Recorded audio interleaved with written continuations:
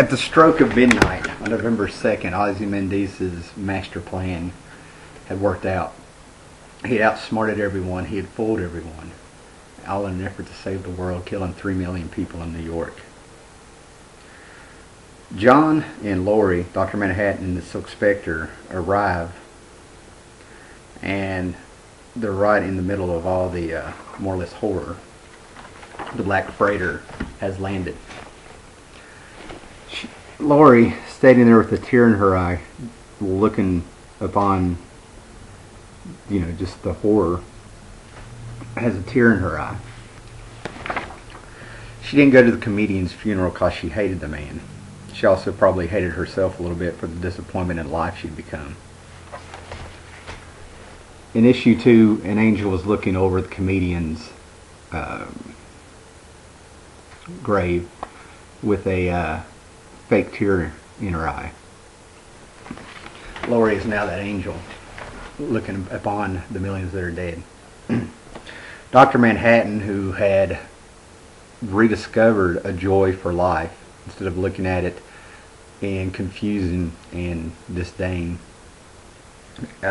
Laurie had helped him regain the understanding of life, the importance of life, by explaining thermodynamic miracles and putting it into terms of quantum physics for him. Dr. Manhattan is walking around intoxicated by not knowing what's going on and what's going to happen next due to the tachyons that are traveling backwards in time. Is he intoxicated by the tachyons, or is he intoxicated with a whole new adventure?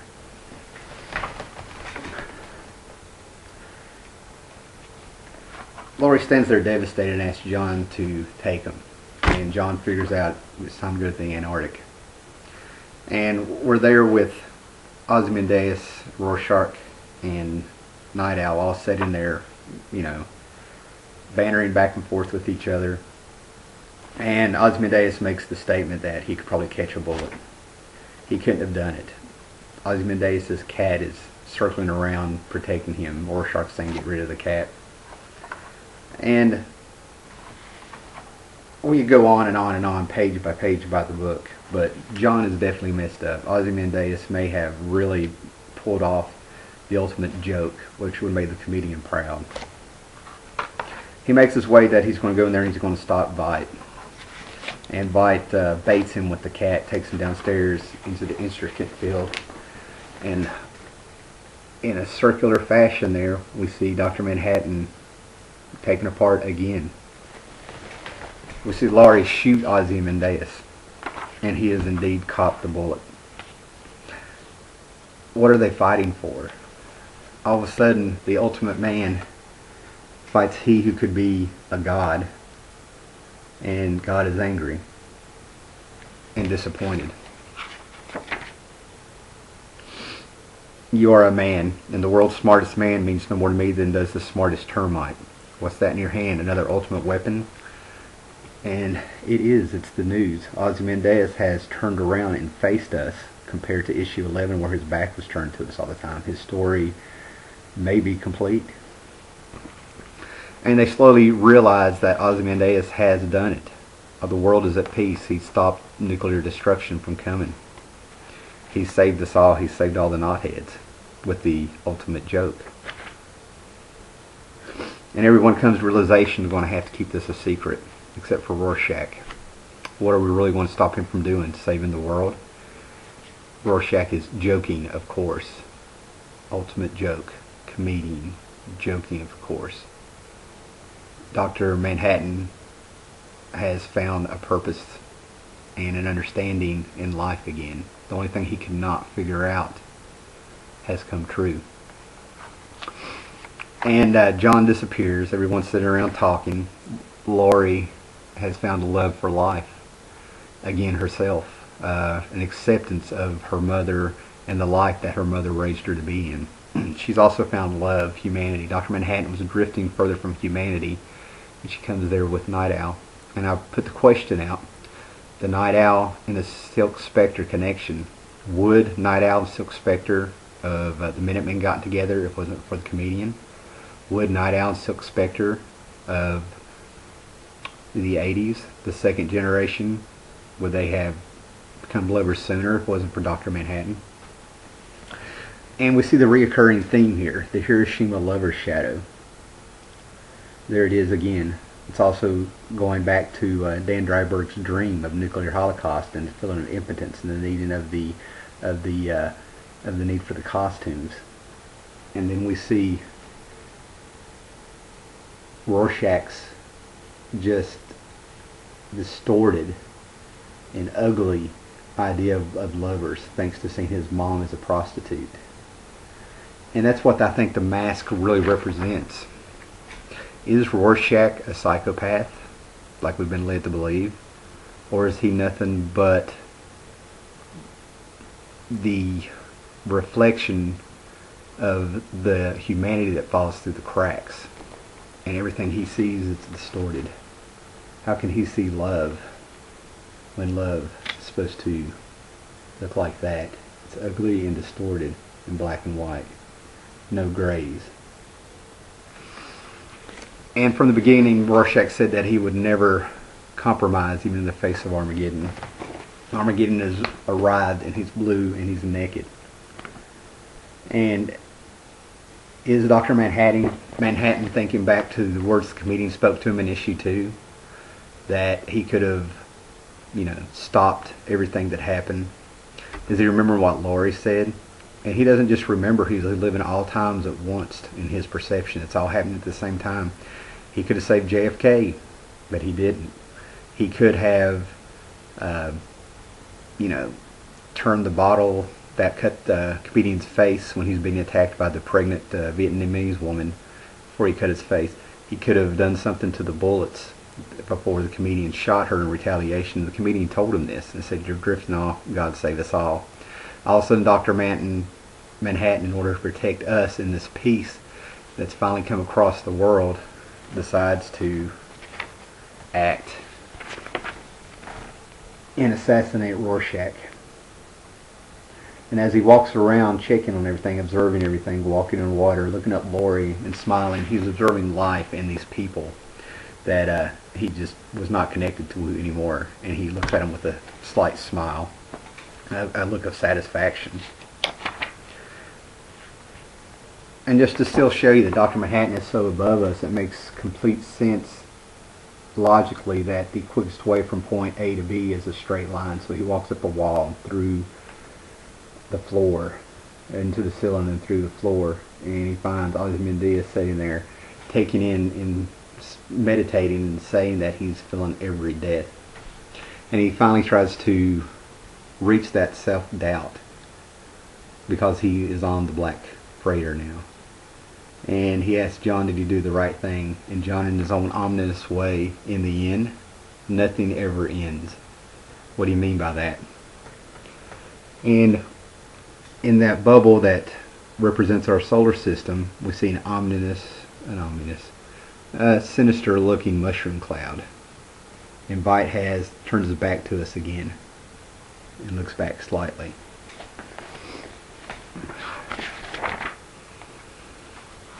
And of course, we get closure. Beginnings and endings are tricky. There's a lot of expectations that all the storylines dovetail into a satisfying ending.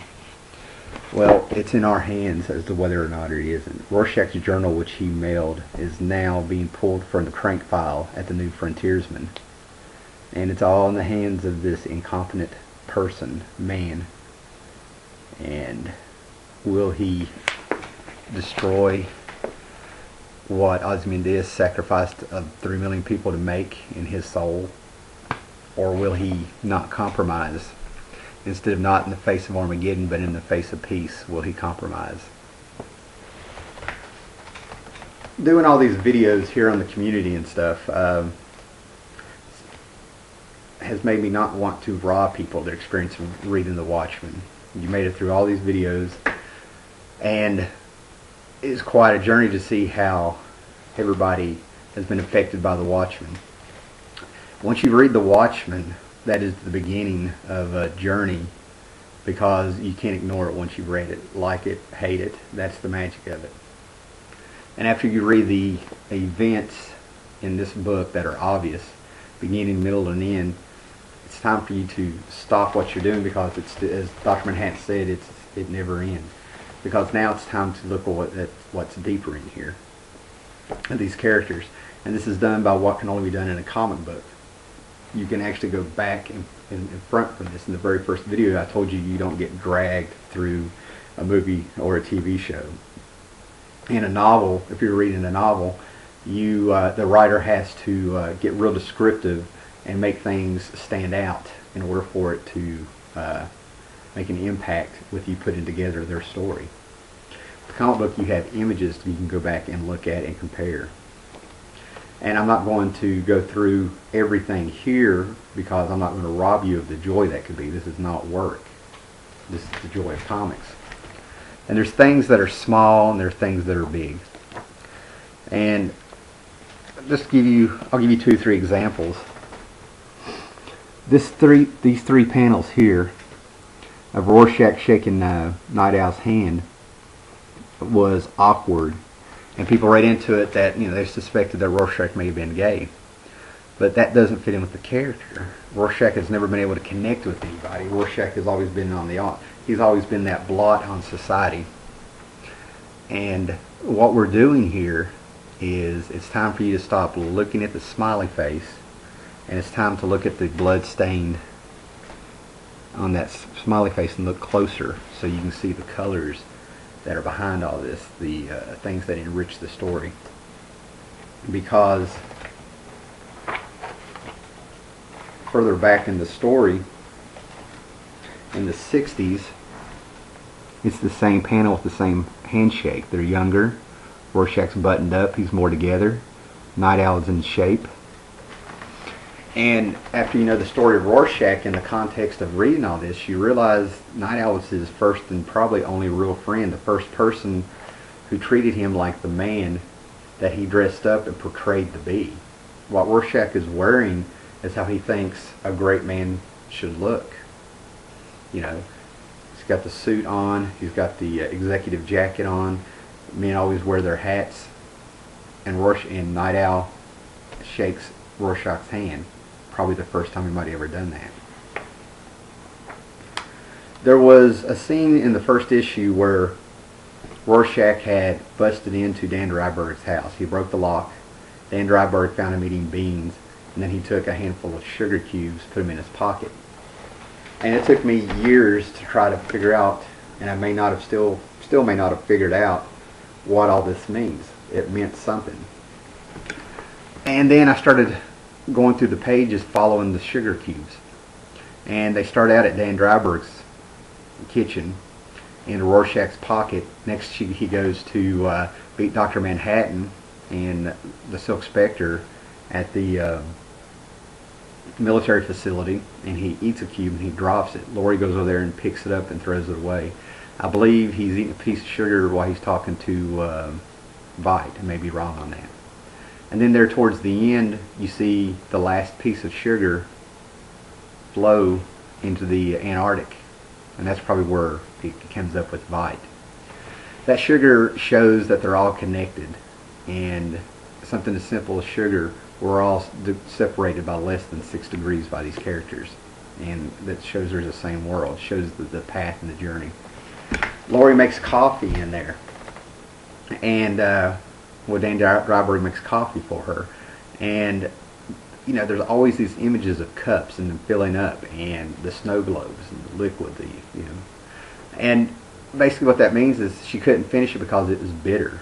Is life bitter? Did Rorschach stirring all this up and taking the sugar make it bitter? Is Rorschach the cause, or is it the superhero life? Is it convenient that he talks about the Superman in the prose section of Under the Hood, and then we have this big S? It's lots to think about. These things will get in your head and you'll go over and over as you search and everything. And then speaking of drinks and cups, this was planned out all the way here. In issue 3, we see Laurie looking into the cup with the smoke and the steam. And there's smoke and steam through everything. It's like going into the unknown future. That same scene harkens back to her childhood. of her looking into a snow globe. And she describes looking at the snow globe like it's a place where, you know, it was full of wonder in a little kid's eyes, like time was different in there, it was special. And as she gotten older, she did not have that anymore. And she looks into the bitter coffee with big disappointment. The eyes are different. The eyes are telling stories. And you go back and forth through this book and you find that. And then Constant Bromstar was the first one that I'm recalling that pointed out throughout the book, you will find different versions and variations of the smiley face with the blood smear. And think about when it pops up. Is this when a fantasy, you know, an illusion of what somebody has come to just kind of accept their life mediocrity has been busted open? Is this when reality hits? Is this when someone becomes a hero? Go back and look at, I had at the beginning here of The Pale Horse, and the details are all there. Hidden among all that death and carnage and everything is a smiley face.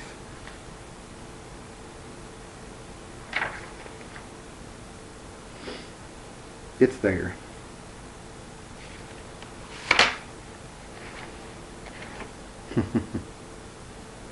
Swear it's there.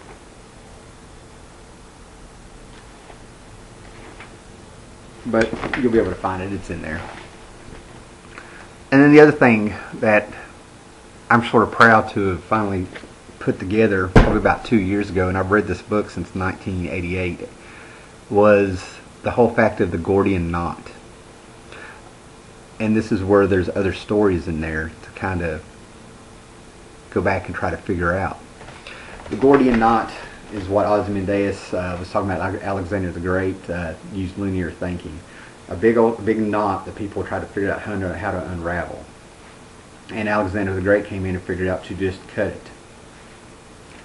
What we have in some of these characters is sort of a philosophy of life. There's three main ones that stand out in my head. Comedian, it's all a joke.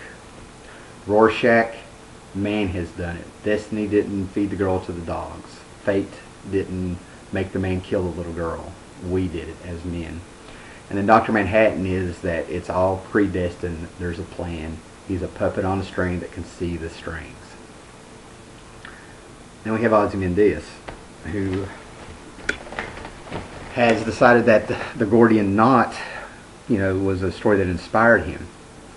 Go back and look through the book, and everywhere you see the Gordian Knot Lock Company, and you see the knot heads of the gangs, and realize that's humanity.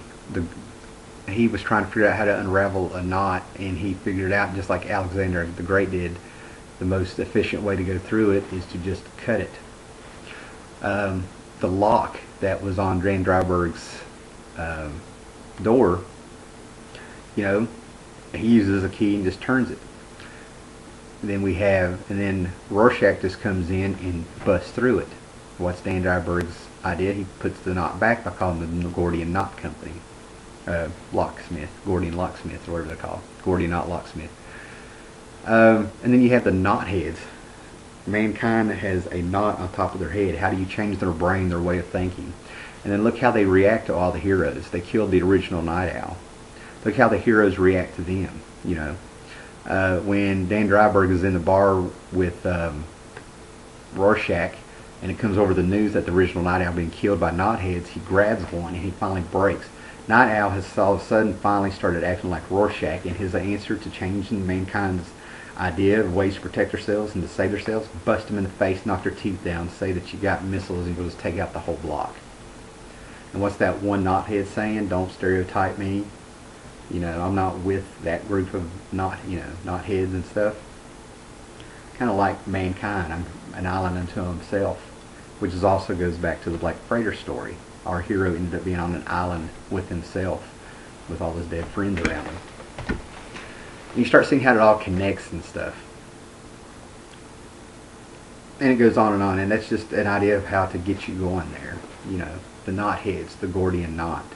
the Gordian Knot Lock Company. It's all there. And then the panels. We start out with 4 or 5 great big huge splash pages. What an impact that is, you know, when you've got the 9-panel grid. So there's more to just reading the Watchmen that I could sit here and just go back and forth and point out 2 or 3 other things in there, but I'll be robbing you of the experience of figuring it out yourself and having that sense of accomplishment and realizing and appreciating what they've done, whether you like the story or not. You can't admit it. And that's the trick with the Watchmen. This story was truly a journey, and even after you finish the book, there's more in there. And like Dr. Manhattan said, over and over again, I keep saying it, you know, nothing ever really ends. In 1938, National Periodic was looking for a headline character for something called a comic book. And they ended up getting this for, I think, $130 off of Jerry Siegel and Joe Shuster. That character was called Superman.